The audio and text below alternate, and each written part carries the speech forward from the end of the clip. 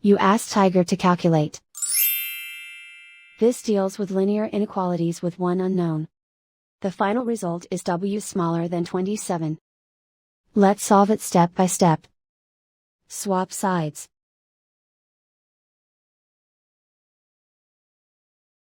Group all constants on the right side of the inequality. Add 4 to both sides.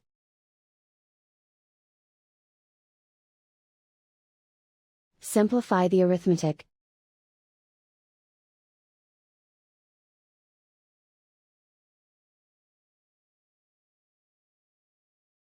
Plot the solution on a coordinate grid. And so the final result is w smaller than 27.